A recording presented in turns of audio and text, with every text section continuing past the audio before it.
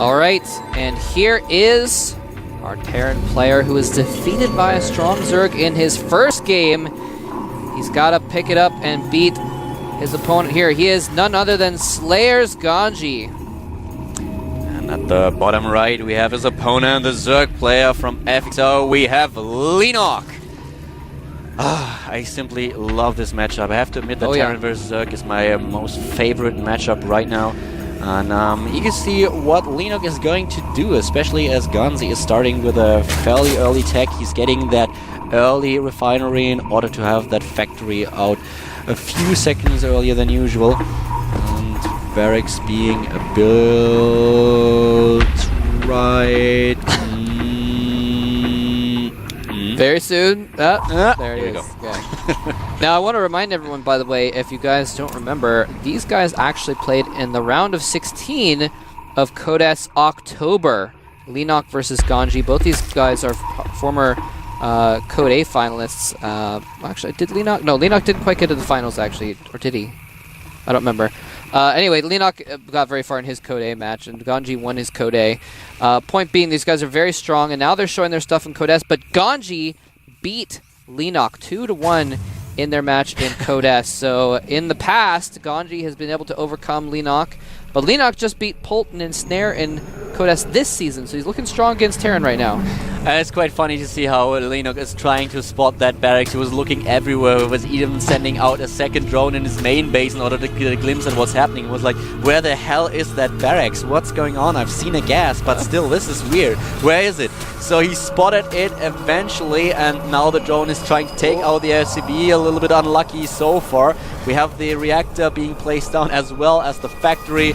And yeah, at the same time, the Zerg player fast expanded, get the spawning pool after that. And oh, that was a close one. That SCV was trying to run away from that barracks and almost ran to his death by drone, but managed to escape with just 5 hit points remaining. And yeah, he's putting his factory and his reactor on the barracks over there in the corner. Tried to hide it, but Leenock did spot it. He still weirded out the Zerg player a little bit. He was like, what the hell? Where is it? Where the hell is it? I have to find it. Send out additional drone, but I had to find it, make sure it's not behind my natural expansion or something. And there's the first spine crawler. Of course, he knows what's up. He knows that there will be Hellions. And there's that starport going for the 1-1-1 build. And the Zerglings trying to get a glimpse of the factory on the main base. What is he looking for? Got scouted already, and those Zerglings, so yeah, those won't be happy Zerglings. Will be dead Zerglings, having a small little barbecue right there. That's right. I wonder what Zergling barbecue tastes like. Probably kind of tasty, I think. Anyway. I don't think so. You don't think so? No. Zerglings, wow. Well, I guess you're right. I don't know what alien meat would taste like. Anyway, that's a topic for another discussion. Some Hellions moving into the base here. They're going to get some... Ooh, actually, they might get some hits on these drones. And they do get a few hits off on the drones. Able to bypass the spine crawler defense. And roasting several drones here, actually. Getting a lot more than I expected. Usually, Zerg players defend a little bit. Oh, and he's going to get behind as well. Oh, no, he's lighting up the drones. Oh, my God. What the hell is he doing? What is that? Oh my goodness, so many drones killed. GG! Leenock leaves the game.